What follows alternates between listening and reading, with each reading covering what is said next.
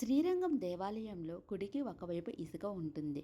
రెండవ వైపు బండల పరిచి ఉంటాయి. ఒకవైపు ఇసుక ఉండడానికి కారణం ఏమిటి?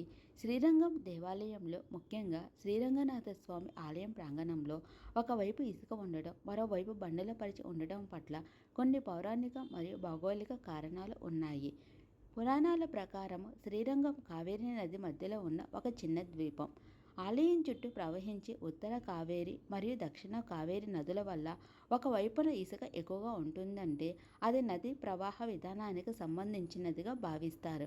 కొన్ని కథనాల ప్రకారం ఈ స్థలం స్వయంగా విష్ణుమూర్తి చేత ఆశీర్వదించబడినది, అందుకే ఇక్కడ భూమి ప్రత్యేకమైనది.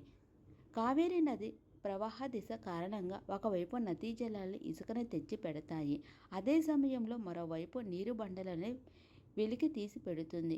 ఒకవైపున ఉన్న ఇసుక ప్రాంతం నదీ తీరం స్వభావానికి అనుగుణంగా ఉంటుంది, అదే సమయంలో మరోవైపు బండరాలు పరుచుకొని ఉండడానికి భూమి నిర్మాణం సహకరిస్తుంది. కొంతమంది భక్తుల నమ్మకం ప్రకారం ఇసుక ఉండే వైపు ప్రకృతిని సూచిస్తే, బండరాలు ఉండే వైపు స్థిరత్వాన్ని మరియు ఆలయ శాశ్వతత్వాన్ని సూచిస్తాయి. ఇది నమ్మకాన్ని బట్టి మారవచ్చు, కానీ భౌగోళికంగా చూస్తే కావేరీ నది ప్రవాహ మార్గం వల్లే ఈ ప్రత్యేకమైన భూనిర్మాణం ఏర్పడిందని చెప్పవచ్చు.